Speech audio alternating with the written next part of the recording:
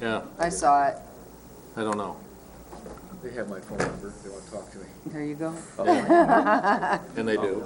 Yeah, they do, yeah. Oh, yeah. Got my email and my phone number, what more do I Where'd you want? get that backpack? I bought it. They had a sale on stuff Really? Why? when they were doing the stuff. And I saw that and went, I gotta have that. And then when I got this, I went, I like that. that fits. I like that. I want one. And I can throw it on my shoulder. And You know, also, they really ought to sell those. Yeah, but it's on one shoulder. That's, I noticed that right away. But with a county logo on it, it's just perfect.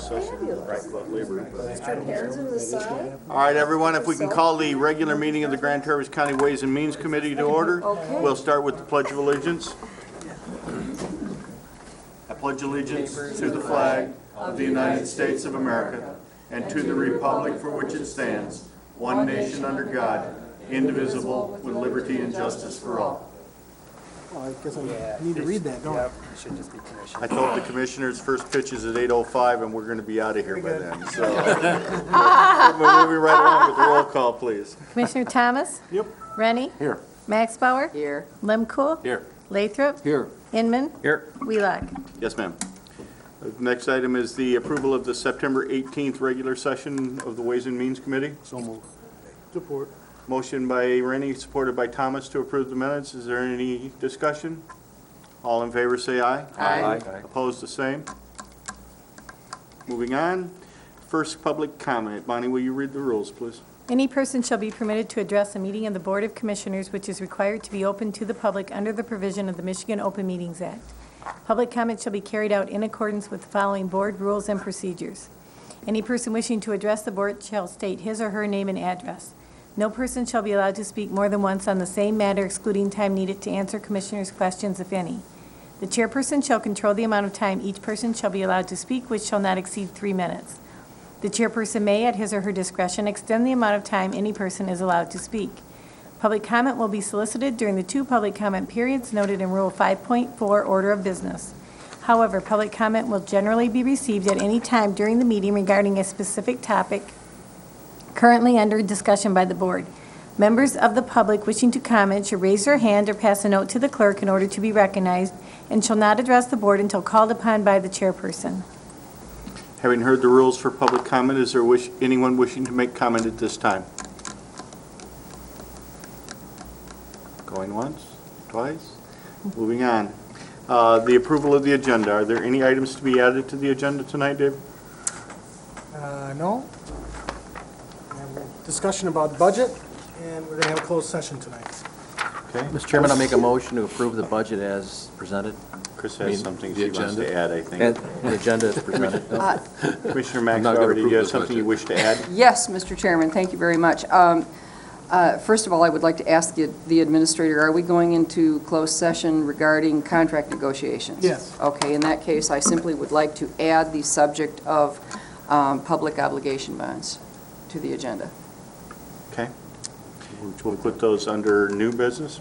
All right, with that, I'll make a motion to approve the agenda as amended. Okay. I have a motion by Inman, supported by Lathrop. Further discussion? Yep. All in favor, say aye. Aye. Opposed, the same. Bringing us to the consent calendar.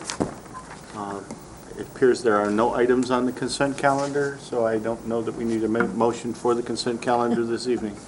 Nothing removed from the consent calendar, so that brings us to special orders of business. We have none. You're moving right along. You are going to get to that Well, opening I'm telling pitch. you. First pitch here. Okay, the next item would be the IT department. Don Sheehan, our IT director, will be here to talk about the fiber contract renewal. Good evening. Yeah, this is the fiber ring that we have around town with Light and Power that they put in place 5 years ago. Seems hard to believe it's been 5 years we've been using it. But there is an automatic renewal clause that we can do this 3 times for 5 years each. And basically, it's based on the cost of living increase, the CPI. And so that was calculated. Dean took a look at that number, and we agree with that. And so the net pricing of our monthly cost goes down because that's the removal of the health department site. we were able to connect the new health department and the public services as one connection at the new location. So the net effect is we're moving from $3,300 per month to a $2,982 for the 5 existing sites. And the amendment then allows us to basically remove the health department. And in the future, it was always before, we had to pay for that first 5 years because they did the build out. But now if we were to vacate Front Street or some other facility, we would be able to drop that off the agreement without further obligation to continue to make payments. Don, are you asking for this to have immediate effect so as that the chairman can sign this tonight, or it doesn't matter, we can ratify at the end of the month? You can do it at the end of the month. Okay. Do anyone have any questions for Don? Chris? Why do we need this? It's the dumb blonde question. Well, this is what, all of the sites come back here. We host all of the servers, everything centrally, and our internet also goes out of this building. So it is basically the connection of all of those sites back to the resources so they can access. What happens if we don't have this? Well, we would lose internet access in each of those buildings Okay. unless you put it in individually, and they would also then have to have servers in all those, and actually Never that's what mind. we've consolidated those In back to the a words of central Gilda site. Radner, never mind. Okay, further questions for Don? I'll entertain a motion to enter into the dark fiber services agreement. Move for approval. Support. Motion by Thomas, supported by Max Bauer. Is there further discussion?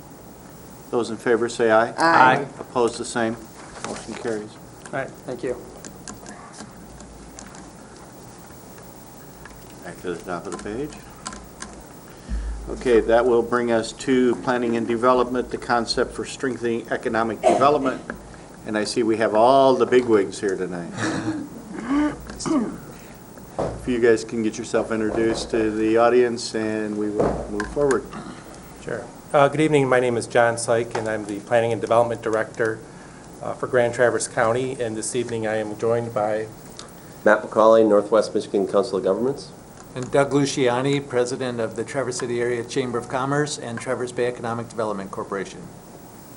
we're here to present a concept for economic development organization for our region and strengthening that economic development organization. And if you just to kind of set the stage of why we're doing this presentation, as you recall, there is a movement to move the county's EDC's revolving loan fund over onto a regional basis. And to do that, the county wanted to ensure that there's an economic strategy for this region in place, and that so that these dollars are appropriated out to the businesses that need them properly. We're also wanting to make sure that in doing so that we have some continuity, that we have some connection to how that revolving loan fund is really going to serve our community. The timing for this effort, it really fits in well to what was recently announced here a few weeks ago by Governor Snyder and the Regional Prosperity Initiative, which is really looking at things from a regional perspective. I think this is what we're doing here will allow us to actually achieve some of those objectives in terms of meeting the regional needs of our economy. In your packets, you have a diagram that looks like this, and I just want to kind of briefly, it's actually a very simple diagram in its concept. And if you start over on the left side is where you'll see the private sector, and private sector is really where economic development is. That's where we have companies that are creating jobs, they're expanding, they're building buildings and development and so forth. There's efforts there to make investments into our community. On the other side, at the very far right, is the public sector, and that's obviously our realm. And public sector supports economic development, and we do that in a variety of ways, but primarily one of the ways is through incentives that retain businesses, help businesses with expansion, attract businesses. We do it through our Brownfield Authority, which helps in terms of public infrastructure improvements, environmental cleanup, and so forth. Our land bank helps through land assembly. There's also the Council of Governments, our educational institutions like the ISD and NMC. All of these work together in terms of providing those incentives. But the key piece that we need is Traverse Connect, and that really provides the economic development leadership. They're a representative of the the private sector, but they're also important piece into our public sector incentives in terms of marketing those incentives and getting those out to the businesses that need them. The government is good at devising incentives. We're not good at marketing. We're not good at necessarily having close relationships with our businesses because we're typically subject to open meetings and so forth. And so we need some type of a partner out there, and that's where Traverse Connect really helps to tie both the public sector incentives along with the private sector investors and employers in our community. And I think with that, I'm going to have Doug cover Traverse Connect a little bit more. Thanks, John. Traverse Connect, and I will, it's complicated, or it can be, but I'm not going to do the complicated version tonight. We'll have more time to talk about it. The easiest way to think about it is it's the Chamber, the Traverse Bay EDC, the Chamber Foundation, and all that other stuff that we're connected to, the networks that we're connected to at the local, state, federal level, whether it's access to capital, whether it's early childhood development, poverty reduction, the deals that we're involved in across the region, connecting the 4 counties that we work in. And so Traverse Connect really is about connecting the dots, connecting networks. It is a hub for really participating in the deal, whether it's helping to initiate the deal, helping to facilitate the deal, or as John said, marketing the tools that exist. Part of the strength of Traverse Connect and what really makes it work is the people that are involved, the strength of the organization. And these 2 slides show the staff, but within Traverse Connect, there are 3 boards of directors that are made up of business owners, key business decision makers, and in some cases, elected officials that serve on those.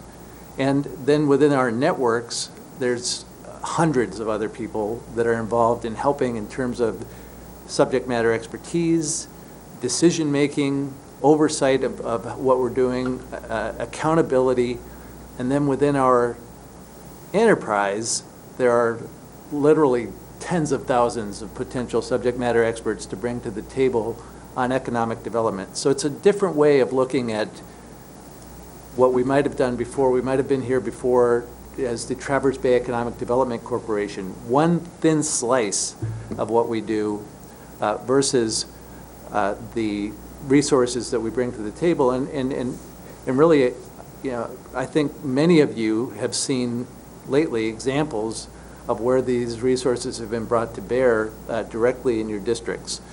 So with that, I'm going to stop there and let John continue and answer questions afterwards if you have them. So with Traverse Connect, we have an entity out there that is kind of that private sector representative, and we'll be able to be out in front in terms of marketing a lot of our incentive programs like the Brownfield program, Next Michigan Development Corporation, and so forth. But at the same time, we recognize that historically, why this might be a little bit different than what you've seen before.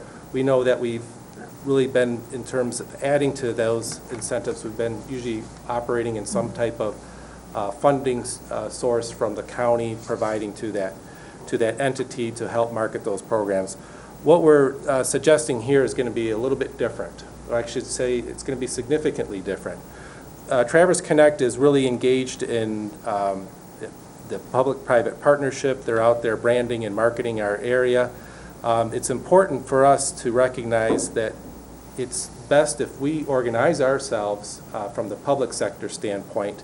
And why this is just a concept and we're looking for feedback, one of the ways that we felt that really public can be, the local governments can be represented is through the Next Michigan Development Corporation. Currently there are 5 communities, the county, the city, Garfield Township, East Bay Township, and Blair Township. By those communities enjoying together could really be that public sector representation from the local government, as opposed to historically maybe just having the county or the city or somebody else. So if local units of government are interested in supporting efforts for economic development, one of the ways is to actually become enjoined with the Next Michigan Development Corporation. So then there's a single point of, at least from local government, where that public sector is represented. The funding is often the key one. I mean, obviously, we're always conscious of that our funding streams are very tight, and it's difficult to often find resources to put these efforts forward. The one thing I would just want to start off is to remember that in an entity like Traverse Connect, a good portion of majority of their resources, their funding, comes from the private sector, and that the public sector is actually a supporting role and is a smaller percentage of that. Recognizing that, we felt that we needed to put something forward that was going to be sustainable, and something that wasn't going to be subject to annual discussions and wondering, is there going to be some funding available? And we're at this point in concept, and we haven't nailed all the details out, is kind of a two-phased approach. One is to identify some type of short-term seed funding for this effort, and seeing that as more of the ramp-up. And we're looking at opportunities, if there's potential grants or so forth, that we can identify other resources out there that we can actually start movement towards our more sustainable funding. And one of the ways we're looking at and evaluating right now is through the Next Michigan Development Corporation, which has a local development finance authority. And that is, in essence, a tax increment financing mechanism. And it is that mechanism that we see as could have a percentage or small amount of that TIF revenue could be the public's funding for Traverse Connect and the effort to market programs like Next Michigan, to market other programs that we have in our community as well. The part I like about this is it really is a incentive. If the program is functioning well, there are the revenues there then to do additional marketing, to have additional investment into our area.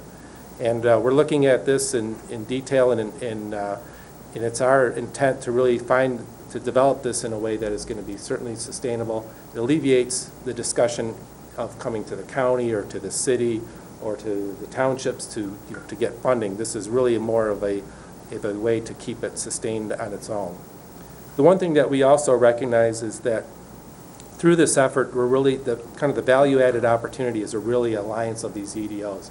And getting back to the governor's effort to have these regional prosperity initiatives and looking at our Northwest Lower Michigan, by strengthening Traverse Connect and aligning it with Northern Lakes Economic Alliance and the Alliance for Economic Success in Manistee County, that type of cooperation really strengthens our region as a whole. So by investing in Traverse Connect, you're also leading to that greater investment in our region.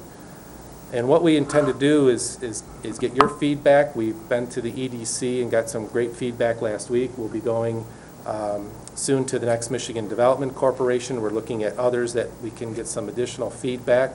Once we get all that information, we'll evaluate it and develop a formal proposal that then we would like to come back at a later date and present that to you, and kind of go through the same process here and see if there's interest in moving this forward.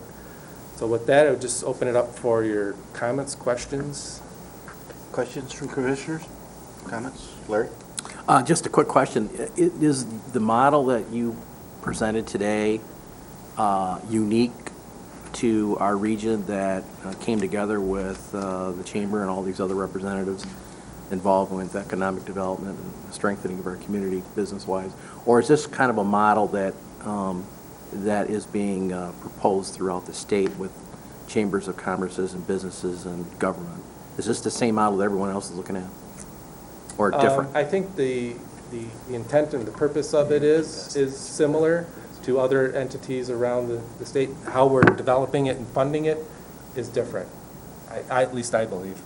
If you go back to that map, there isn't one size fits all. And there are regions within the state of Michigan that are moving forward with economic development that really have a central player For instance, if you look at Region 4, the Right Place is a large economic development organization there. Region 8, there's Southwest Michigan First.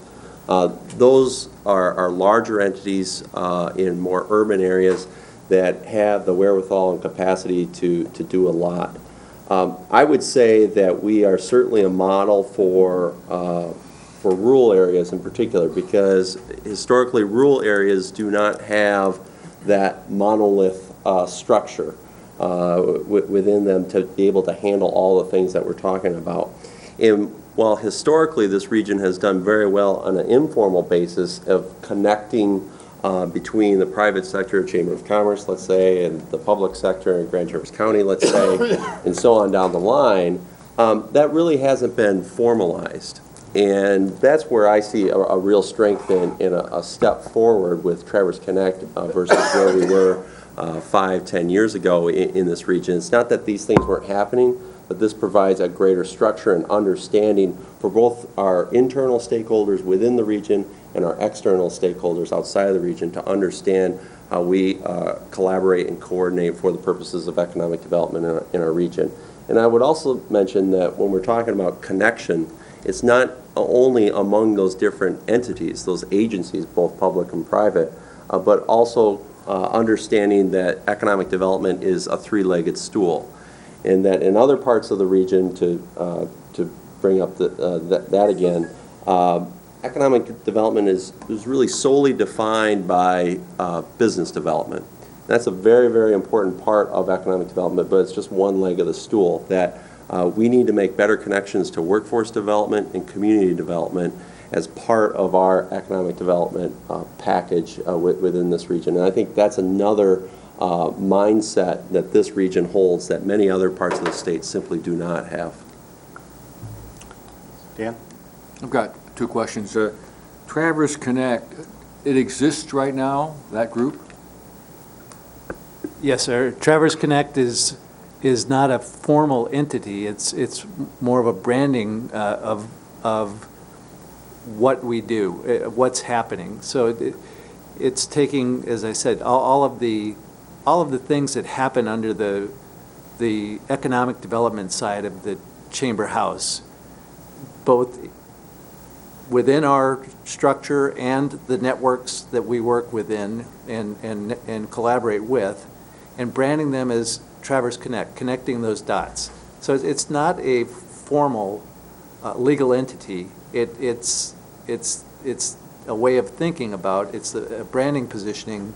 Well, I don't get it. Will it have a president? Will it have a board? Who will fund it? Well, it's if you get into the structure, where does the money go? The money would go to the Traverse Bay Economic Development Corporation. Does it have a president? Yes, I'm the president. Is there a board of directors that oversees that? Yes, there is. Does it have accountability? It certainly does. That's just the structure for where the money goes. What does it do right now? What does Traverse Connect do? Well, how long do you have? That's kind of the whole point here. Name one thing. Well, it loans money. It created a $100,000 submicro loan fund for businesses to borrow $7,500 or less. It created a $200,000 energy efficiency loan fund for businesses to save energy, where it's made 9 loans. We're saving over 500,000 kilowatts of energy in commercial and industrial business in Traverse City right now. That's the equivalent of 500 homes, energy for a year. It is. We have 7 deals underway right now in terms of businesses that are looking to either locate in the Grand Traverse region or to expand here. It did an economic plan for the village of Kingsley and is working on a South Grand Traverse strategy with the 4 municipalities there. So it has a legislative advocacy arm that includes 8 chambers of commerce in a Northern Michigan Regional Chamber Alliance for advocacy. And the list goes on.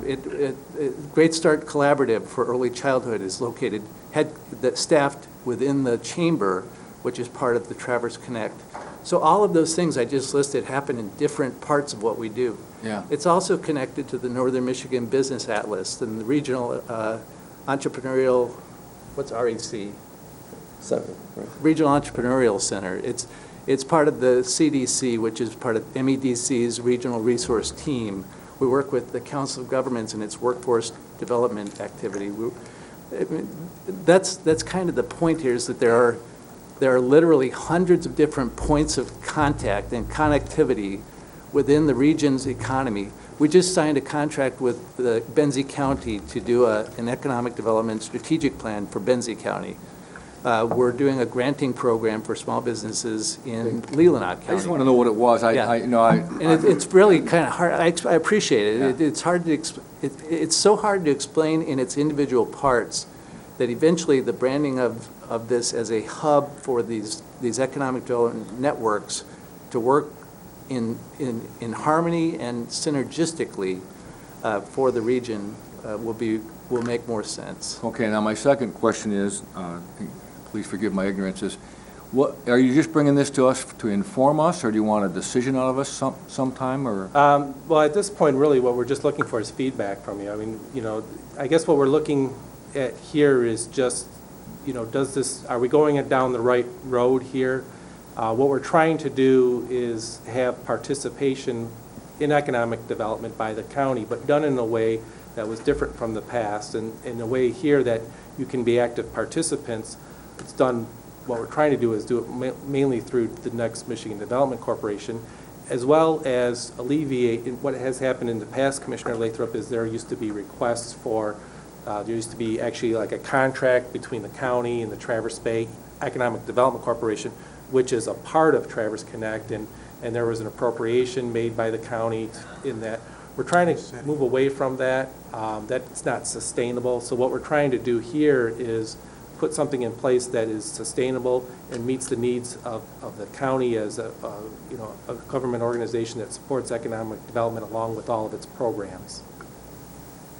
And just to follow up on that, economic development is usually a public-private partnership, and it takes many forms in many different places. Here, just like most places, governments ran out of money to do that. They had to stack up priorities, and economic development appropriations got cut. And what John's talking about is that the Next Michigan Board would actually have to approve a tax increment financing plan that includes a piece of the tax increment financing revenue to go toward Traverse Connect. And that way, the county general funds and city general funds and township general funds would not have to appropriate any dollars, but they could get from the development, from the new development, the new growth, you take a lot that's worth $8,000 and turn it into an $80,000 building or $800,000 building, and you get the increment to pay for the infrastructure improvements and a little piece of that to go toward Traverse Connect, so we can have a sustainable economic development effort. I think that's what they're trying to get to. Oh, okay. Okay, thank you. Other comments? Jerry? Yeah, thank you, Mr. Chairman. I really feel meaningful, sustained economic development should be the #1 priority of this county, period. I think it would address a lot of problems going forward that we face, financial difficulties and things like that. It's obvious the public sector is broke. We hear it from every level. Anything that's going to happen here is going to have to come from the private sector. If this Traverse Connect can make that linkage to use our public assets and our private assets, I think it would actually smooth the operation and maybe promote economic development. We need it badly. I don't know what you want from the board other than that. We certainly support your motive and what you're trying to do. And we all know we need economic development in this county. I guess I have a number of comments. One, I've been involved long enough to know what the Grand Traverse County EDC and the Traverse Bay Economic Development Corporation did here. And we had very highly successful programs in our community. I had a lot of reservations when we started talking about going regional, although I sat here the night we talked about doing a loan to a company in Elk Rapids, and everybody was having a hissy fit because it was outside of the county. Those people in Elk Rapids that are creating jobs, those people are going to spend their money in Traverse City. They're not There's just not a whole lot in Elk Rapids to spend the money at. So if we can create jobs on a regional basis, Traverse City and the greater Grand Traverse area is the central part of that region, and that money is going to come back here. So, I'll do anything I can to support making more jobs in this community and in this region. One of the historical problems that I've always had with it is trying to streamline it. It was too complicated. There were more than, I can think of at least a dozen applications that we looked at, and by the time we could possibly process all of the information that we made everybody provide us to, they'd either found other sources of revenue, or they just flat had decided they couldn't afford to stay and they're gone somewhere. Whatever we do, regionally, locally, whatever, we have to make it simple. If we don't make it simple, people can't do it. Particularly people that are entrepreneurs that are trying to start a business, they generally don't have the background to get through the bureaucratic baloney that's involved. We have to get rid of that. I have no problem with doing this regionally, and I think the Traverse Connect is a good opportunity for us to cooperate with each other better, but we have to make it simple. If we can't figure out a way to make it simple, it will not survive. And I would say that's one of the advantages of re-engaging with a private partner, so that a lot of that can happen before it comes in front of you. And the funds that I talked to Dr. Lathrop, that I referenced, in moving the county's revolving loan fund into the regional revolving loan fund at Traverse Connect, which is already under, that was initiated through MEDC. It does allow for a streamlined process, a little more nimble process, to make sure that the businesses that are looking for their startup money or for expansion money can get it as quickly as possible. And most of the funds that I mentioned are practically a handshake deal. The energy efficiency loan funds usually take about 3 days to process. The sub-micro loans, 2 days to process. I mean, we can get this money in the hands of the businesses that need it. And one big difference is what we're proposing here is to work within a network that includes each other, and the process moves up and down this public-private line versus us working for the county and having to come back and go through a complex set of issues and explanations and justifications and things with you. It's really seamless the way that John has developed this. And I believe that, the Grand Traverse Economic Development Fund revolving fund was very successful. We put out a lot of money, but at the same time, we were not good at marketing it, as John talked about.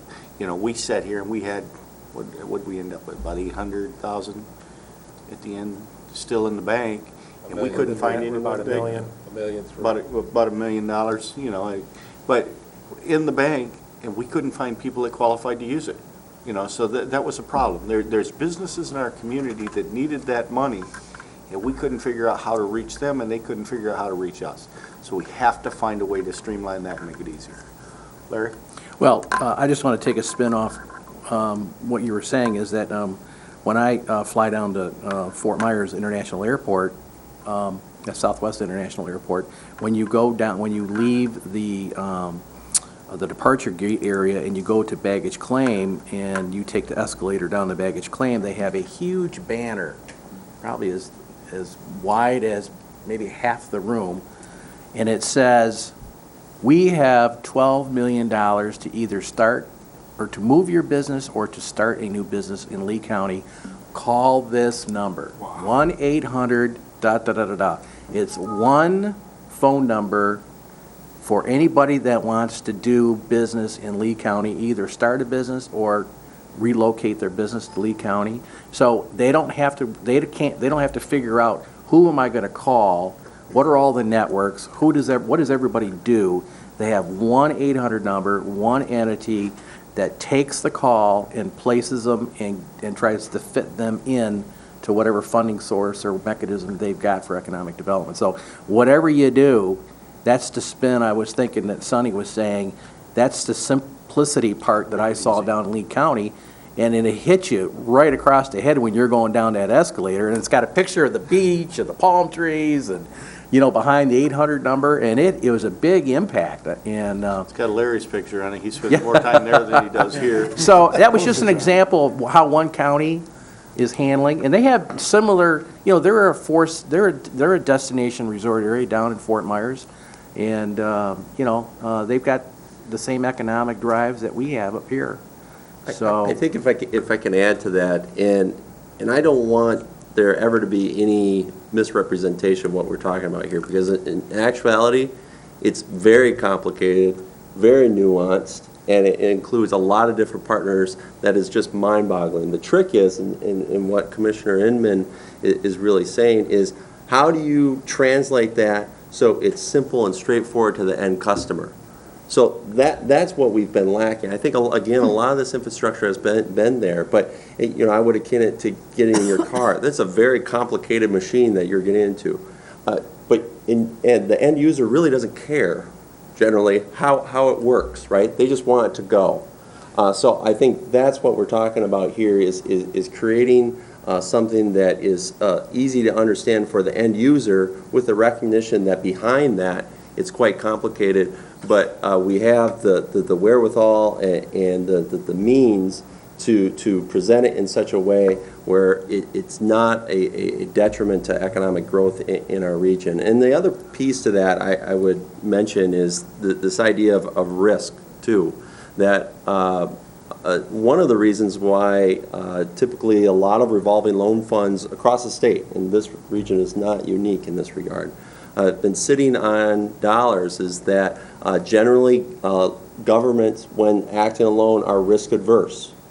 And if we are in agreement that government is to act more like the private sector moving forward, that the public sector has to be able to simplify their processes in such a way where there might be a greater risk, but there is also greater reward.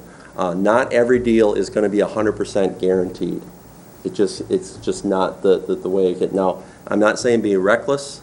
I'm not saying not to do your due diligence. But what I am saying is that we can eliminate a lot of those processes that are in place that were there previously to really position deals where they were a no-lose situation. So I think that's part of this moving forward, too, is to understand that risk is an inherent part of economic development, and it's okay. And that the public sector, similar to the private sector, should embrace some level of that. Okay. Charlie? Yeah, thank you. I'm looking at your column here of your responsibilities or what you provide. Your first item is strategic planning for the region. Your second is branding and marketing. What primarily will Traverse Connect try to do? The branding and marketing aspect of this? More than the others? I see there's some overlap here and stuff. I'm not sure. Where are you exactly referring to? I'm on your private sector, Right under public the sector on your items that you diagram. do. Okay. And your Talking diagram. about this area. There. Well, I'm not sure I understand the question. I'm Well, not I'll trying just to be read it to you. evasive. It says Traverse Connect is a convener. Right. It will focus on the four-county region, which we like, and provide economic development leadership in the following ways. One, strategic planning for the region. Two, branding and marketing. A lot of people think branding and marketing is the big issue, it seems right now. Is that what you will emphasize, that aspect of this? That's part of it. Yeah, really, all of these things work together. So it's like Commissioner Inman said, part of being effective with the tools that you have is making people aware that you have them. So just as we've worked in Kingsley, as you're familiar with, we're starting to look at how do we brand economic initiatives there. And so instead of talking about Kingsley, the village of Kingsley, we're starting to talk about South Grand Traverse County and opportunities in South Grand Traverse County. And in Kalkaska, when we worked with Kalkaska and worked on an economic strategic plan for Kalkaska, we came up with a concept of a Kalkaska Connect and did a sort of a dream book for Kalkaska that we sent to developers around northern Michigan and in the state and helped to assemble the parcels there. So, you know, getting the word out. We have with us Laura Galbraith and Laura Oblinger from the Chamber. Laura Oblinger does our communications. She's our Chief Operating Officer and helps to manage how we package these different things into something that people would take notice of. Laura Galbraith is our Senior Vice President of Finance and Administration and also General Manager of our foundation where all this money is. Laura Galbraith actually goes out and meets with the bankers and with CPAs and with attorneys and with different venture funds and angel funds and others to talk about what we have available here and to see what deals are happening. How do we get in? How do we help them find deals? How do they help us find deals? We're working with other funds like the ones that we have, and we've collaborated on deals together, really getting the word out through multiple different vehicles in terms of how we market the region's resources and the tools that it has. And then the branding of them will evolve. But this Traverse Connect for us is what Matt said. It's the way to make it simple. People say, I want to grow my business. I'm interested in community development. It may be something we're not even involved in, but if they feel like there's an entity that they can call that sort of represents the private sector side of this, we can get them to the right place. Similarly, they might call John and want to start an economic development deal. John may refer that over to us or to Matt. Matt does the community economic development strategy for the whole 10-county region and is our representative with MEDC's Regional Resources team in Lansing, so the CDC. What CDC stand for? Development Collaborative. The Community Development Collaborative. And so each of us has a role, but as he said, it's very complex. So taking a model like this and makes it simple and it helps us in terms of branding in a way that we think that we can really take off with it, particularly bringing that big circle, the private sector, in and accessing the many tools that are available. I mean, the county and the local governments have more tools than people have any idea that are available to them for growth and development. I think it's really important to note that what we got now is broken. When I first became a commissioner, I think there was probably about 13 businesses that had loans through our economic development. We now have over $1.3 million. We haven't given out a loan in over 4 years, and we have 3 businesses that are on that loan. We've had a huge amount of economic downturn, and we should have been at the table, and we weren't. This is an opportunity for us to be at the table, to make it happen, to be able to be a driver to help businesses to become successful in our community so we get the tax dollars back on the other end. That's the bottom line. But I think it's also important to note that the government, the governmental units have been at the table, but the private sector hasn't always been at the table either. That's true. Because all of us are so busy trying to run our business and grow our businesses that we're not out there looking and see what other opportunities there are. I know what my schedule's like. I certainly don't have time to run around and look for other opportunities. Okay, is there any other questions for our brain trust tonight? Nope, thanks for coming. Thank you, guys. Thank you. Thank you very much.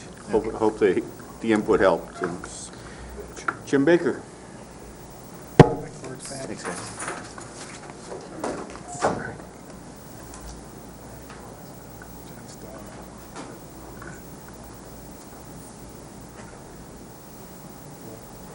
Oh, we got to plug David back in or he'll be out of juice over here. So they're scrambling. I think it came over here, Dave, but I'm not sure. Oh, yeah, you're right. I watched him take it out. Good evening, everyone. Jim Baker, Equalization Director, Grand Traverse County. I have presented the apportionment report.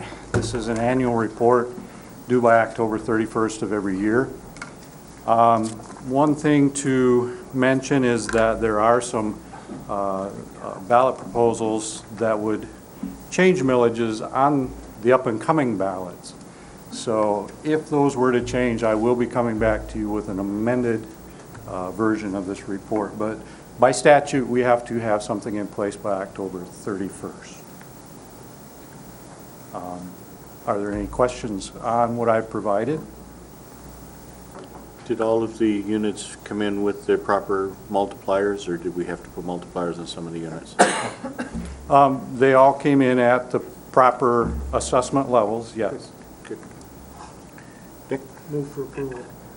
Support. Motion by Thomas, supported by Rennie, to approve the apportionment report as outlined by the Equalization Director. Are there any other questions? Does this have to have immediate effect, or can we wait until the end of the month to approve it? This can wait till the end of the month. October 31st is the statutory day. Okay. Further questions? All those in favor say aye. Aye. Opposed, the same. Motion carries. Thank you. Okay, this would bring us to the Finance Department. Okay, starting on page 21, your general fund, your main operating fund, showing you condensed financial information as of September 30th. Very strong cash balances. The revenue control total, $30 million in revenue, $26 million in expenditures. That's right where you want your fund to be. We've got a good cash flow because of the tax revenue that's coming in. Obviously, there are other revenues, but we're in pretty good shape. If you would then go to the next page, page 22, the revenue by source, the first item, the most significant thing, I guess, that I wanted to mention was the increase in tax collections through September 30th versus where we were a year ago, 978,000. People are really paying their tax bills. Since the end of September, an additional 1.5 million has come in. So the cash flow from tax collections is doing real well. And I see that we have our district court administrator in attendance. The other item that I wanted to note that's not included in the notes below, which is summarizing the variances that are in the far right column, is the charges for services revenues are up over where they were at this time a year ago. And 85,000 of that is due to the additional collections in the district court. So thank you for doing the job that you're doing. That's helping. The next page then. Dean, I got a question. Yep. In previous years, we've always made townships whole for their tax that they weren't able to collect. Are we able to continue that program? That's done through your tax revolving fund, and yes, that has been done. Just a quick comment on that, because people are paying their taxes, which they generally do, the tax collection rate has improved over the last few years, and we are purchasing lower amounts of delinquent taxes from the local unit treasurers. But yes, we do make the townships, the city, and the villages whole, and we collect those taxes then through our tax revolving fund. That's not done until March, correct? Usually it's April or March, May. April. Yep. But After- yes, after the that winter has tax been bill. done. And those purchases are fully funded through that tax revolving fund, using the available cash in that fund.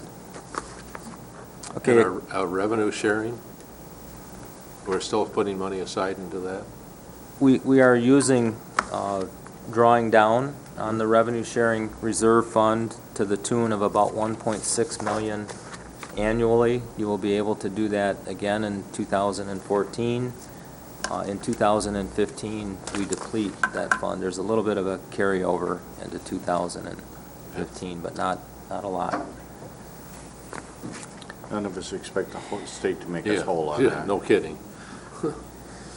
Just a couple of quick comments on the expenditures on page 23. There are variances that are noted in the far right column, but there's explanations that are provided for all of the significant ones. I usually just try to focus on the variances that are in the $100,000 range.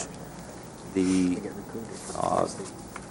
notes are not indicating that these are budget or unfavorable budget variances, or that they're situations where the departments are spending more than their budget. It's simply a comparison with this point in time a year ago. And probably the largest one here is in the other category, and that's due to the fact that we received a net asset distribution, a return of premiums from MMRMA, and therefore our expenditure for insurance purposes was lower than it was a year ago.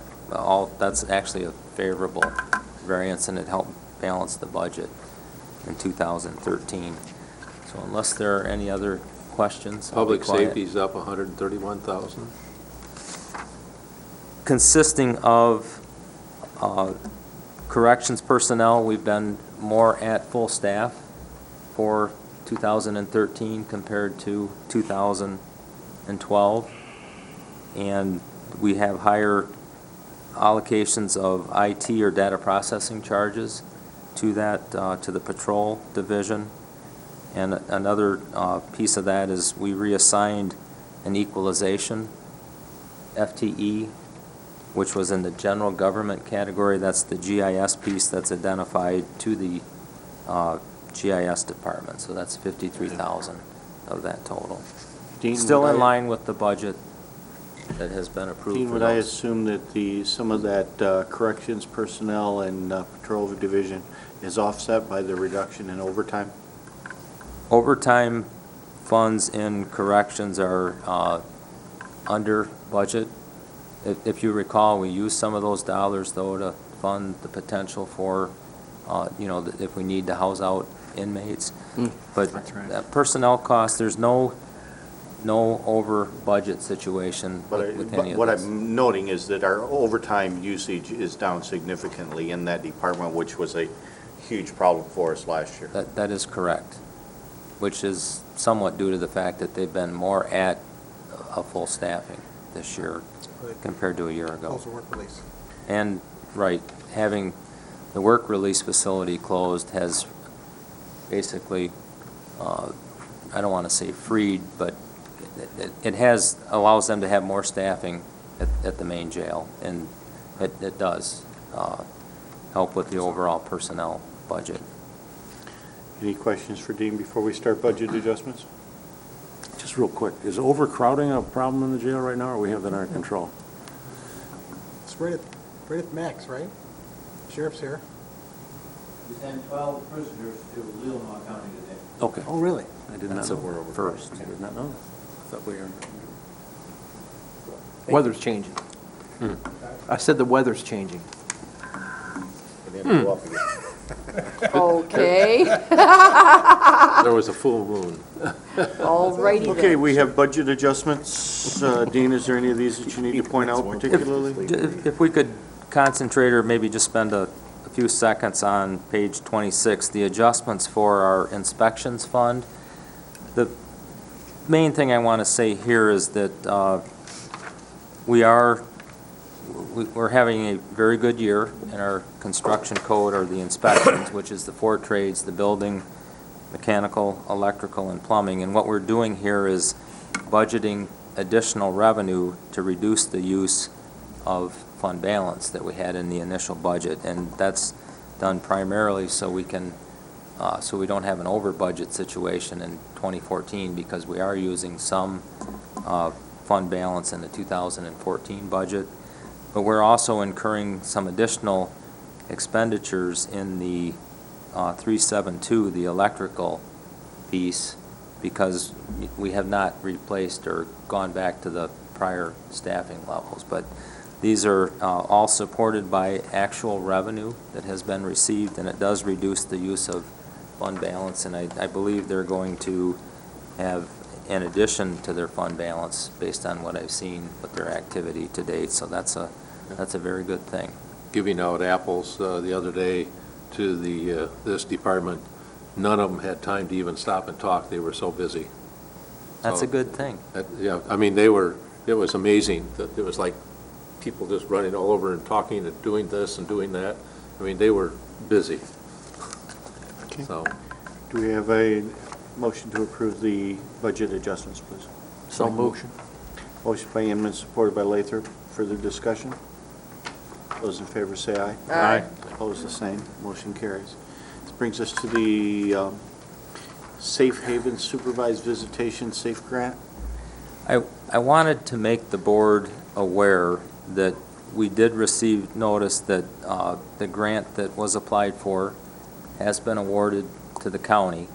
I don't know if that's why Carol is here. Okay, I will not put Carol on the spot. The page 29 is the online system that notifies us that we were awarded the grant. And this was a collaborative effort, which I explained in the first paragraph. I won't go through that, but you can see there are a lot of entities involved. Commissioner Lemkool, your board chairman, helped us get this application in. I certainly didn't do the work. There has been a That was a lot tremendous of work. amount of work done yeah. by the folks that are listed there, including a number of our courts and other departments.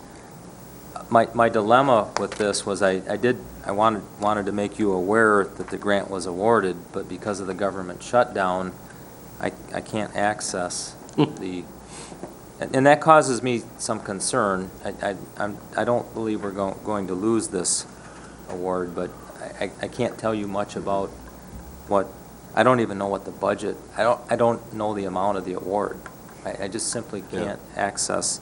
Okay. And one other, there would be, some of these folks would be here to thank the board and to obviously explain this grant and what it will do for this program, but I asked them to wait and come back when they know what the requirements will be. So at this point in time, it's more information, and we will continue to see if we can access the system so we can find out what we need to do to formally accept the award. And I would hope that you would do that when we bring it back. Hopefully the government will go back to business tomorrow, according to a news report I heard on the way in tonight. So maybe by the board meeting next, well, actually, we have 2 weeks. 2 weeks. We should have some sort of information on that. Would hope. Okay, anything else for Dean? David, you want to talk about the sale of the health department facility? Yes. We've had the old health department building on the market for the last 15 months, and we've had some interest from potential buyers. But our realtor advises us that most of them are unwilling to do the amount of remodeling. They think the price is a little high, considering they're going to have to put some things into it. I spoke with Danny about maybe staging, spending some money for staging or doing some maintenance on it, and seeing if there was a price point that we could, if we put in, $10,000 and get, $50,000 more in. Well, apparently that's not really going to work. So at any rate, we're bringing forth the recommendation of our realtor that says that we probably should drop the price by 10%. And he's basing that on the sale price to the asking price that's going in commercial right now, and it's at about 85 to 88%. So we were asking $719. You really, if you drop it down closer to, by 10%, you're getting closer to your sale price that things are actually selling for. I don't know if he's right or not, but I'm not a realtor, and I don't understand the real estate market at all. But what I do understand is that the building is not moving, and we probably would like to get it sold before the maintenance issues multiply. And it's a good building for somebody's use, but it's got to be at the right price. So we're asking that the board authorize me to tell the realtor to put the asking price at $649,000. Chris? I am a realtor. I would move to authorize the administrator controller to set the sale price of the the former public health building on Garfield Road at $649,000, with this action taking immediate effect. Herb, support. Motion by Max Bauer, support by Lemko. Further discussion? Herb? Yeah, I'm not so sure that we're dropping it far enough. That's right. I don't think we are either. I agree. You know, personally, I think we ought to set it at $599, bring it just under $600,000. Dave? And also, you know, bring us an offer. Yeah, that's due. You know, Can we take to an me, offer if and you've look at got that? somebody interested, they ought to at least, okay, if you're interested, bring an offer, and we can discuss the offer Sure, more easily. If we don't have an offer, we can't. correct. So my personal recommendation is that we should drop it to $599. Chris? I would like the administrator to have a serious discussion with the Realtor. I know the Realtor is trying to get the most money for the county. I understand that. Yeah. But I also know the market a little bit, and I am absolutely willing to go lower. And I would like a discussion between the two of you and then Yeah. bring Yeah. it back. Dan? What, do you happen to know what it cost us to own that building for 1 year? Not off the top of my head, but we do have that Do information. we pay taxes on that building? No. But, We do play, you know, but there's a cost. you're still heating it, Yeah. there's still some lighting and electricity, Yeah. so It's been there are some expenses. Well, it's important to note that we are incurring some utility costs on that building, you know, and minimal maintenance costs, but we are incurring utility costs on that building, even though we're sitting on it for 15 months. Wintertime is, yes, we have insurance costs also. Wintertime is coming, utility costs are going to go up. You know, my concern, when we talk about lowering the price lower than this 10%, is I don't want to get it down to $599 and then come in with the offer at 85% of what the asking price is. You know, that would be my concern with lowering it too far. I'm very pleased with the idea of going to the 649 that was projected.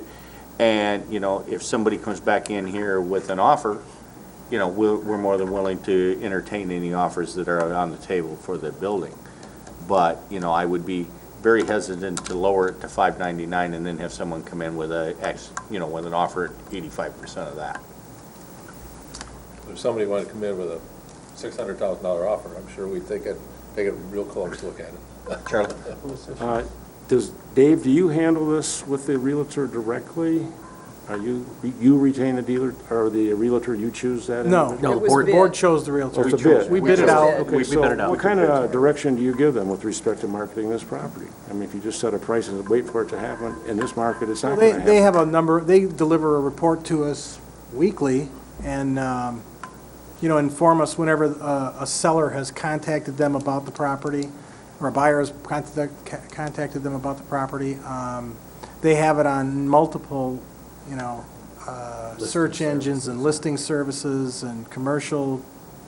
They have it on several, and they keep telling us how they're changing it and, you know, what they're doing to dust it off and make sure it looks fresh. But do you lead him, or the firm, with respect to how aggressive to market the property as far as price? No, that's been the board. No, it's just been, That's the board set the price based on, I believe, the recommendations of the Right. Realtor. And then, you know, it's been sitting out there for a while. Doesn't seem like we're getting much We had a buyer action, I that came guess. back a Yeah. couple times, but hasn't been able to get the financing together and hasn't, you know, to be able to put the offer down. So that buyer, potential buyer may come back, or maybe they've gone somewhere else. And we just did have Corey Hansen walk through. So, regarding the PACE program. Just to look at it and see what, We had that discussion with them the day that we had the joint meeting with them. so he If they took a would walk through it possibly last, facilitate the PACE program. last week. Okay, we have a motion on the floor to approve the lowering the price to $649. Is there any further discussion? Those in favor say But aye. if this is going to be immediate effect, Yes. we need Yeah. a roll call. Oh, Would we do okay. that? Yeah. Will you do a roll call, please, Bonnie? Commissioner Rennie? Yes. Max Bauer? Yes. Lemkool? Yes. Lathrop? Yes. Inman? Yes. Thomas? Yep. Wheelock. Yes, ma'am. Okay. You're all set with that, Dave? Yes, thank you. I believe that brings us to the last item, which is the 2014 budget information. Okay. Can some of this stuff around. Dean, you probably want one of these. Jen, you probably want one of these too.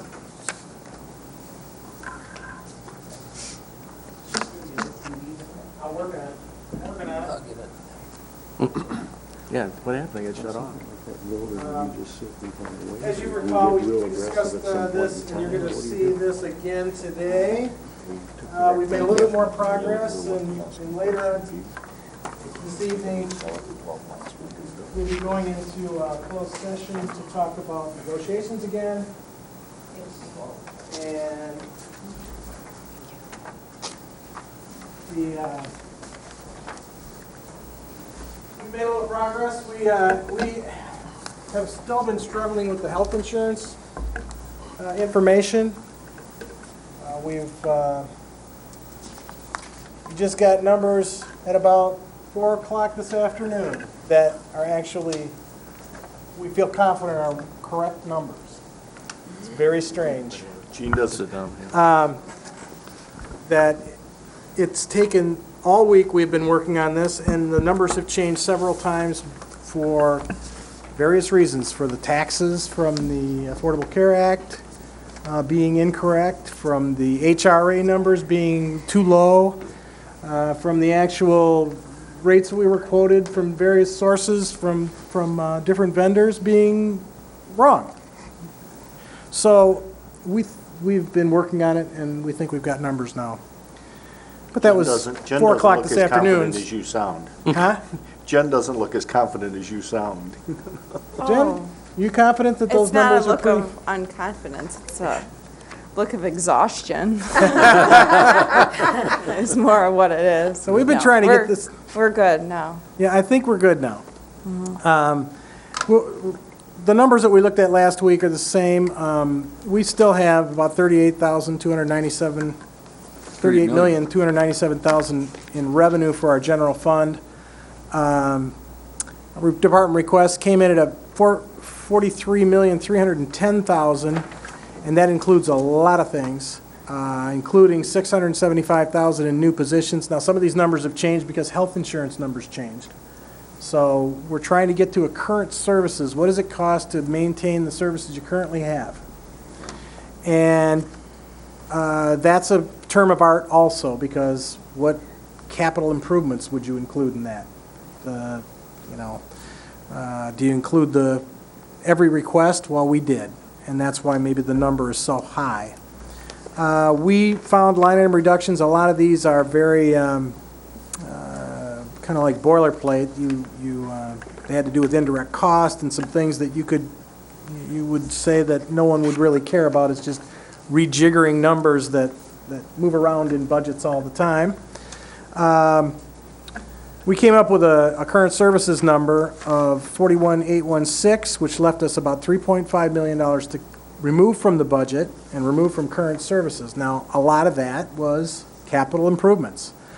We removed about $1.9 million, and that leaves us a little bit for vehicles. We could get a few vehicles for the sheriff out of that. We can get some of the top priorities of the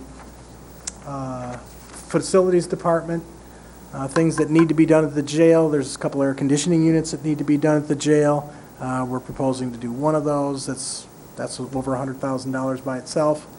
But we removed, out of $2.2 million, we removed about $1.9 million. We made some IT reductions, which basically represents the 6-year-old machines are not going to be replaced until next year. And that leaves us $1,590,000 to still cut out of that current service number. If we can get wage and benefit reductions of $500,000, that leaves us with $1,090,000 in position and program reductions to make. The items that I've passed out for you behind the cover sheet are basically a rundown, a two-page rundown of the fees that are up at the top of this page that had to do with $175,000 in new revenue adjustments. Those are new fees. That was from the various things on these pages. None of them are really dramatic. They're 5% in the Parks Department, which was approved by the Parks Board. Notary fees, things like that. There is going to be significant ones are in construction codes in order to keep them to the point where they're maintaining a fund balance that's positive. We have to kick up the fees just slightly. Again, they haven't been increased in like 8 years.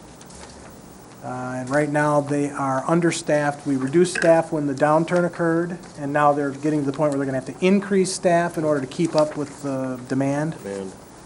And at any rate, and in resource recovery, we're talking about going from $2 to $4 a ton, and that will allow them to maintain their fund balance for about 5 years, and then we'll have to revisit it. It would remain at $4 for 5 straight years before we would have to look at adjusting it, either upward or downward. We have to look at... Looking at Sunny. I know. I'm trying to catch my breath here because this isn't working very well. Oh, come on, I was teasing. Yeah, we know it went down to $2 and that's not sustainable. I know. It's just not. No, it's not. It does draw their fund balance down quickly, and if you leave it like that, you can draw it down for another year and a half, and then you're out of money. So with the increase in recycling and the reduction in actual garbage, these numbers are going to start to drop over time. And if they're too high, you can always adjust them downward in the next year. It's just something that we're going to have to keep an eye on. The second item that I have there is the new positions that have been requested by various folks, and you'll notice that there are a few reclassification requests on there where you delete a referee, for example, in the circuit court and add a referee at a higher level. Those are reclassifications. The other ones, there's a few new positions in here, but there's quite a few requests. There's also a bunch of, there are a lot of reclassification requests that haven't even been made. For example, in the administration department, I have a person that's working way out of classification. It's not on this list because I knew it was not going to get funded.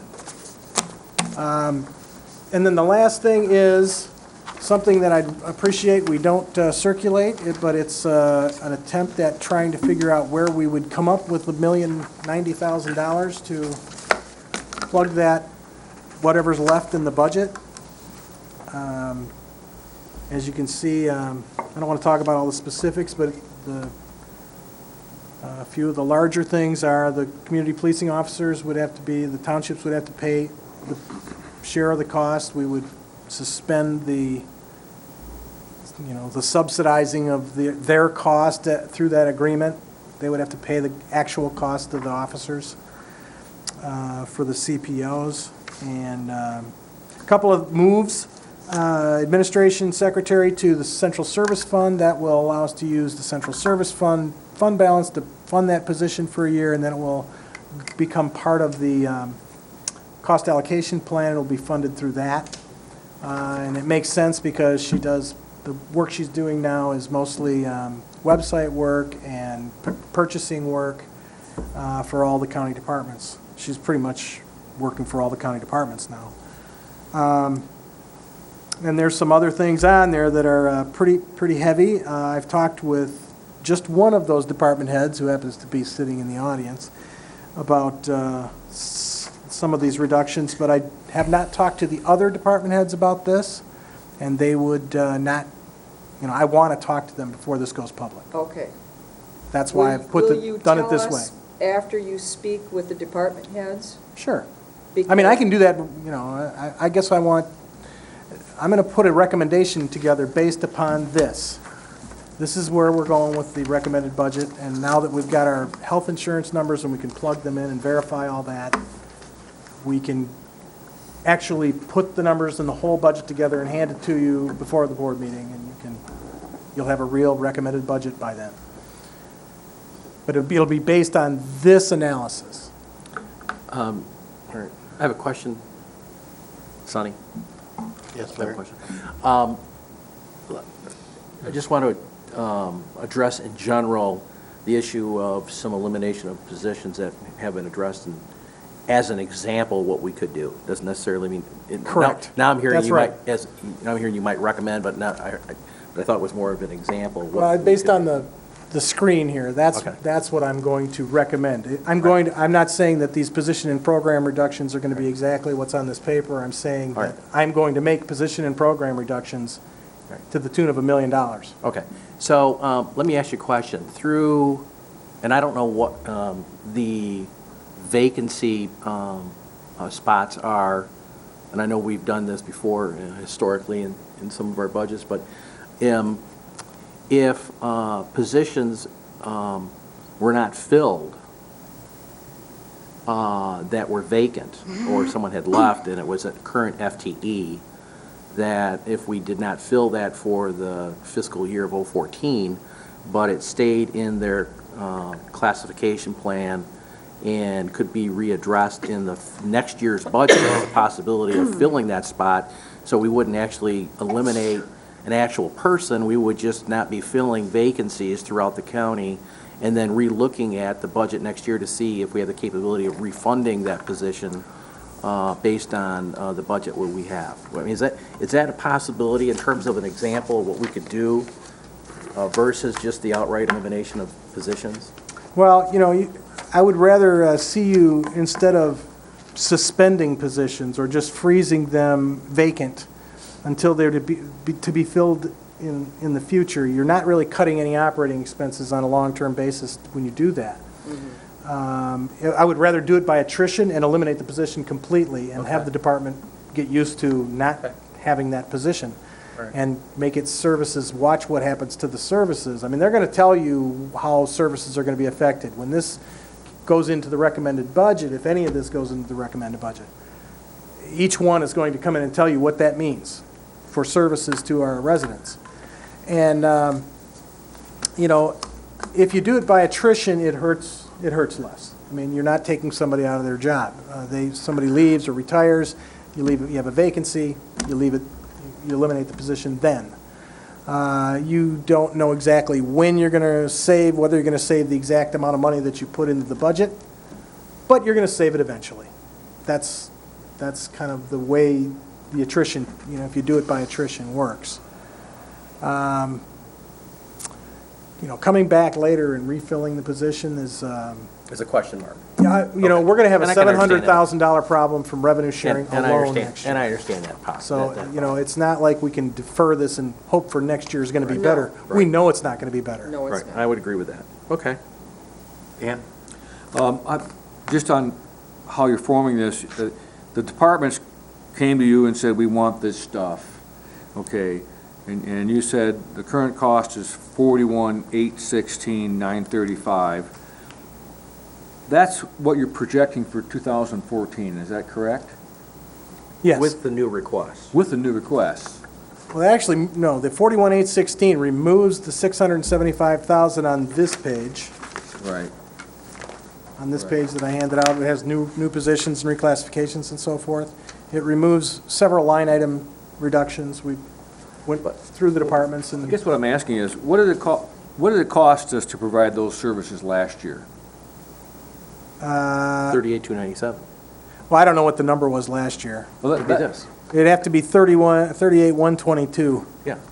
38,122. I And mean, so this year, to provide the same services, we're going up to 43. No, that's the jump in the number of positions requested. All right. And here's the thing, this capital, this 1.9 million that we're cutting in capital, Yeah. how much of that belongs up in current services? We can't guess. Yeah. We can't say how much should have been funded last year. But we funded about $288,000 or $287,000 in our CIP fund. Well, and our needs were $2.5 million. are you granting There are requests for. any increases? Is any department you're saying, yeah, you can have more employees? No. It's not happening? No. Okay. So I'm just wondering why it cost us more this year to do the same thing in the last year. That's with the, There are negotiated wage increases with a number of You talking about contracts. step increases? Our health insurance costs are at least a 20% increase without making any changes in the plan design. The retirement costs are up $250,000. I could go on, but the costs, there are higher costs. We just received notification from one of our primary utility providers that the electric utility rates are going up 8%.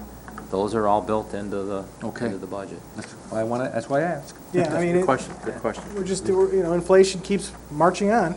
Okay. This request sheet for staffing, does this total up to the 675? Yeah.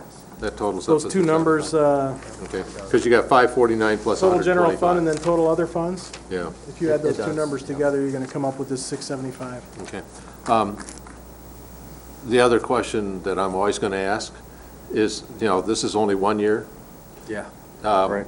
What would it take for us to be able to get to a 2 or 3 year budget projection on some Well, what of this? we intend to do, and I don't know if we're going to have it by October, your October board meeting, but when we put this budget recommendation together and we get it into the system, we have to get all those numbers in there balanced and everything before we can roll it into this projection machine that we've Okay. got. And then we can do our what-if scenarios on 2015 and 2016. Great, good. And the first thing I'm going to do is take the revenue sharing number down from 1.7 million down to 1 million, Yeah, which is a $700,000 hole to begin the year.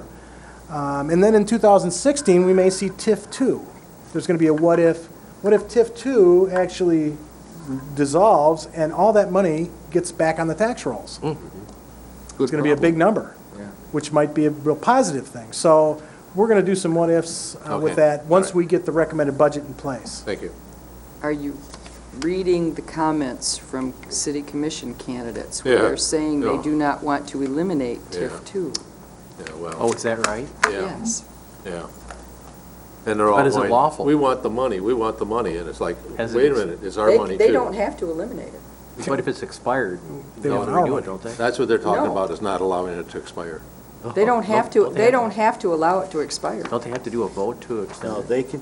they have the sole ability by which to extend the TIF contract for another 20 years if they choose to. But would that take But- action on their part?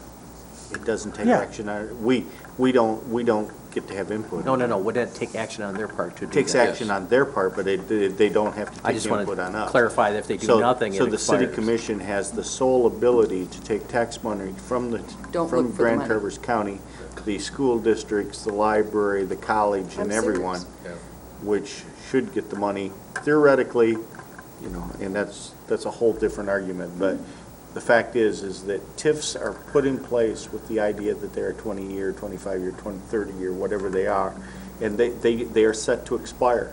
And those are scheduled to expire at the end of this year, or the end of next year, right?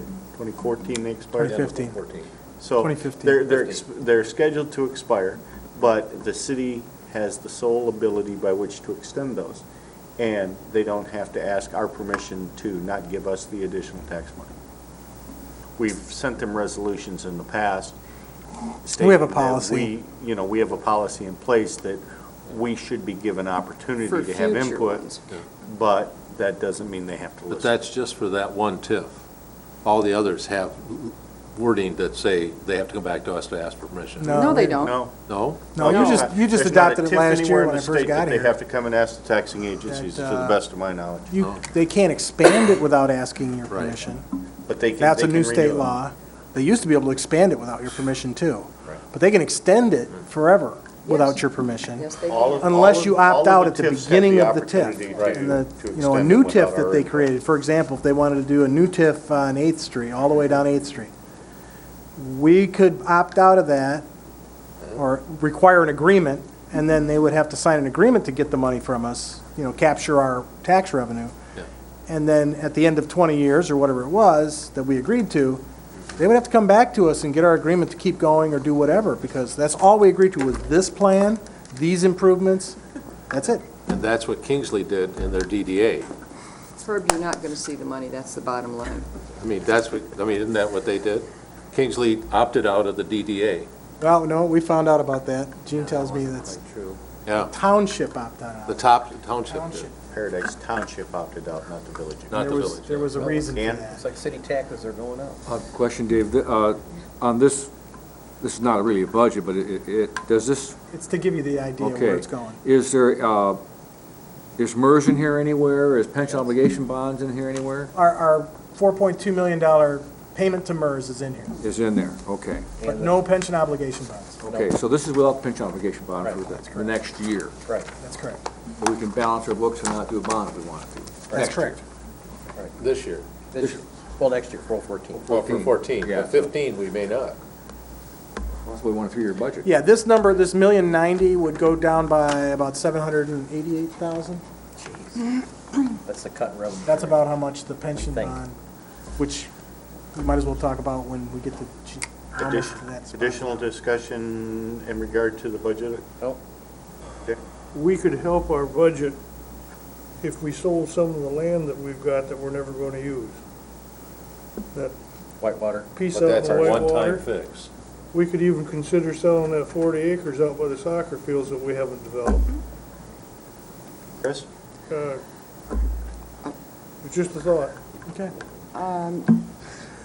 Yes, Commissioner Thomas, you are exactly right. But what we have is a structural problem, a structural financial problem, which is, for those who don't understand this, our expenses are outpacing our revenues. They are exceeding our revenues. And unless we address this, unless we fix this structural problem, we have got to look, and it's in our strategic plan, Dr. Lathrop pointed that out at our last meeting. We look at programs, we look at services, and we look at how we deliver those programs and services, and whether or not they're absolutely necessary. And we absolutely have to do that. And the sooner we sit down and do that, the better. And that's my 2 cents. Close the pool. Further All right. questions? All right, let's move along. Thank you, Dave. Thank you. Yeah. There is no unfinished business this evening. Chris, you wanted to talk about public obligation bonds? I do, and I greatly appreciate our administrator's time because I did speak with him so that I didn't blindside him with this evening. I would like, well, I guess I just will make a motion to bring in an independent opinion or opinions regarding the feasibility of pension obligation bonds. I'll second that. Now may I discuss? Sure. Thank you. I really do think that we need an independent opinion, or more than one if we can get it, and I believe we can, other than from our bond counsel, John Axe.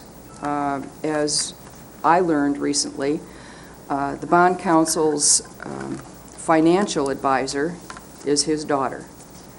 And I've been advised by 3 different financial advisors in the state of Michigan. One has worked with Saginaw County, another one I know for a fact recently worked with Bloomfield Township, and another one is a local analyst, that this is in effect the fox watching the hen house. And I believe that there are other analysts who will step forward and give us opinions as to whether or not pension obligation bonds are a good fit for Grand Traverse County. And if we can get them, I'd like to hear what they have to say. So that's why I made the motion.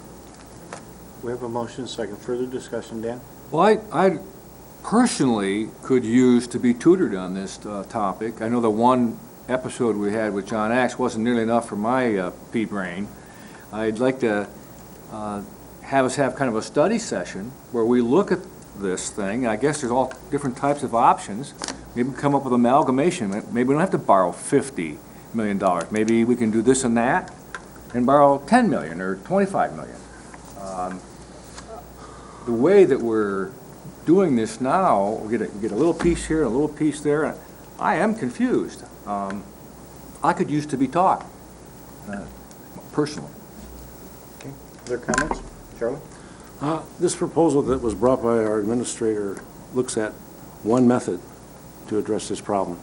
We need more options than just one. A combination, as the doctor said. We also have kind of placed this on the public when you borrow the entire amount of money to cover this shortfall. I believe strongly that more individuals, entities have equity in this problem. Retired personnel, current personnel. We have some fund balances that maybe we could use if we had a bad problem one year. Maybe we do a plan where we do a bond, but we borrow a portion when we need it, not just go all from the beginning. And I haven't seen enough in your proposal to give us options as to what other alternatives we might have as a way of removing some of this burden on the public. Oh. That's what I would have to say. Further comments?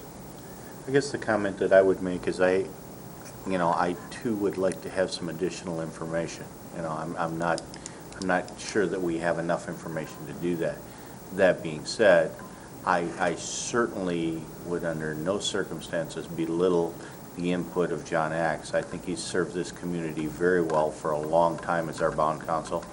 And, I wouldn't diminish, or try to belittle his services or his ability to serve us in the future. That being said, I'm more than happy to see a second opinion. Excellent, thank you. But the fact is that John Axe has served this community for a long time, and he's provided very sound bond advice. And that's why we have a DPW that's like it is. That's why Grand Traverse County funds all of the water and sewer programs for the townships, because we've had sound bond counsel advice. So I would not under any circumstances belittle the advice that we've gotten from John Axe, but I am more than willing to look at other options too. I don't distrust John Axe. It's just that I want some more information. Okay. And that was my motion. Larry? Having speared this thing in Lansing as an option for counties, my sense was when I went to the Michigan Association of Counties and worked with them to get this passed in the legislature was this would be an option for us to look at, but necessarily may not be the best option for us or other counties. And it was something that we had to actually create a law for us to do. So, and I understand from what I understand lately, it is sunsetted at the end of next year unless the legislature allows the legislation to continue. So we have a short window. I don't have a problem in going out and asking for several opinions and different ways of looking at it, whether it makes sense for us or not. Today, with the information I have, I don't really have the stomach to go out and bond for that amount of 50 or 60 million bucks and try to invest it in the stock market. I might have more of a comfort level if the money was invested in something that the treasurer of the county would be obligated to in safer funds and not necessarily the stock market. I might have a little more comfort level, but you're not going to save that $700,000 or $800,000 in the budget.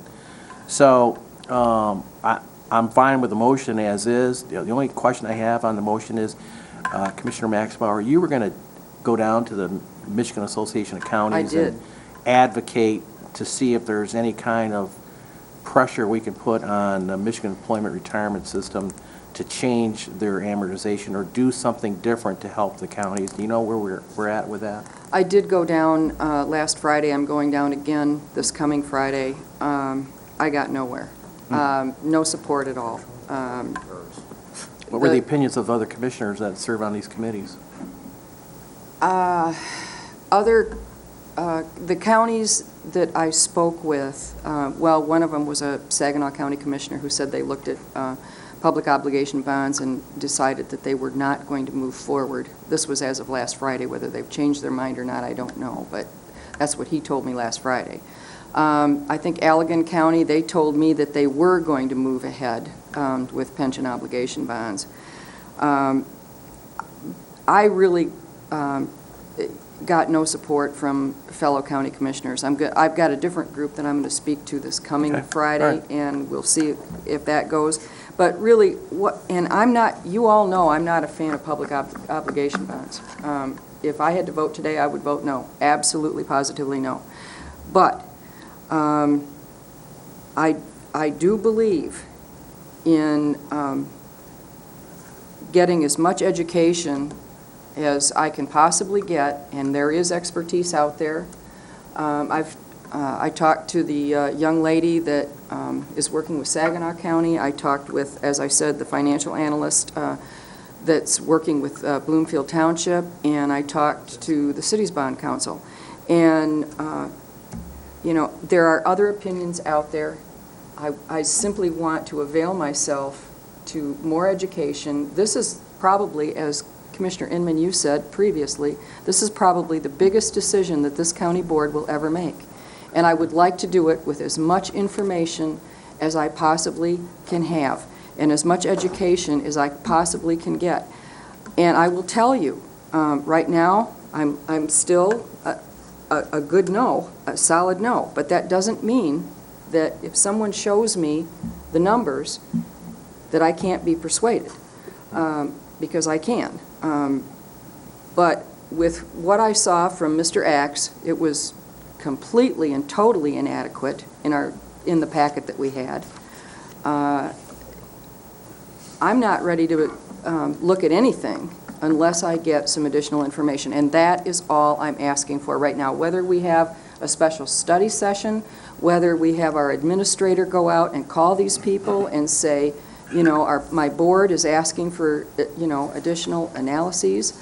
I don't care how we do it, but I would like additional information, and I can't believe any of us are going to vote no on this motion. Yeah, I just think it's important to note also that Mr. Axe didn't have the time to be able to give his full report. So I think it's really important to note that. But also, I just want to show you, lead you to strategic goal number 6, and that is expand the capabilities of the Board of Commissioners. That's what this motion is going to do. We're educating All ourselves. right, you're voting yes. And I like you using our goal, our strategic plan. That's Thank what you. I did. That should be our All right. template. The one additional comment, and I will support the motion tonight. The one additional comment I think is important to note is when you talk to other counties about whether they are or they're not looking at a general obligation bonds, one key piece of information is to find out whether they still have ongoing defined benefit programs or whether they've ended their defined benefit programs, because that is a huge difference. Well, you can't go out according to state law unless you've closed the program. Right. Well, yeah, but So- there's still a lot of those people that they're not offering it to their new people, but they still have an ongoing obligation that's growing. So do we. have So any do of we. that? Who do we Yes. have that does that? Courts. So why are the courts doing that?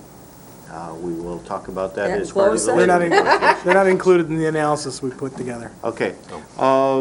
Any other questions? All those in favor say aye. Aye. Opposed, the same. All right, Motion thank you all. Do you have any idea when you might want to put this together? Are we looking at December? the first Are we of the looking year. at first of the year? First quarter. I'm going to make calls tomorrow. I can get somebody up here. The thing is that I want to pay these people. Right. I don't want to just ask them to come up and give us free, No. free advice, because they're all doing it because they want to be your financial consultant on the deal, and that's where they make their money. They usually don't ask for, you know, a check from you. They ask you to do the work. They ask to do the work for you. And we've got a contract with John Axe until the end of this year. And we've asked him to put together the financial analysis that is required under the statute. And so we're kind of proceeding with John Axe. So I would like to ask one of these, either Bobby Benzinski or Kelly Lambricks from PFM Or Warren, or Warren Kramer, to come in and pay them to and that's fine. analyze Yes, the yeah. information and give the Board of Commissioners their Yes, best okay. advice. That's fine. That's good. So then they're not gonna have, they're getting paid for what they're doing. That's correct. So then they're And not gonna be that's trying to necessarily talk us into, Right. I mean, it's going to be, fait accompli. You're not Yeah. going to be the financial consultant on these bonds. okay, yeah, good enough. Okay. Yeah, that's fine. Okay. All right. That brings us to second opportunity for public comment. Is there anyone wishing to make public comment at this time? Seeing none, Commissioner Committee reports? Seeing none, Commissioner notices and announcements? Notices where we've had the committees that were set up, and we're supposed to use Doodle poll to be able to set up that time, and once we get one commissioner's information in, actually two commissioners haven't got their stuff in. Once we do that, we can set the date to be able to have those interviews for committee appointments. Just a quick question, if I might. Yes. When are we going to engage the consultant for your year-end performance review? She just left. Oh. Okay. Has You she can let us not know been later. around to talk to all of you? No, I've gotten a No, call. haven't heard a word from her. Not a word. She talked to me. So, Quite a while ago. if you could let us know on that, you can just send us an email or whatever. Okay. All right. Okay. We have need for a closed session. I'm assuming this is in regard to labor negotiations. Are we anticipating that we will be making a decision coming out of this closed session? We were, but we're not going to now. So, no. Okay, so we are going to go into closed session to review, or we're going to entertain a motion to go into closed session and to review labor negotiations. Mr. Chairman, We are I'll- not anticipating a decision coming out. All right, second. I have a motion by Limcool, supported by Inman. Roll call vote, please. Commissioner Max Bauer? Yes. Lemkool? Yes. Lathrop? Yes. Inman? Yes. Thomas? Rennie? Yes. Wheelock? Yes, ma'am. Okay, we should be in the third inning, so we'll go to closed session. We'll go to closed session and we'll be back. How was that first pitch, Sonny?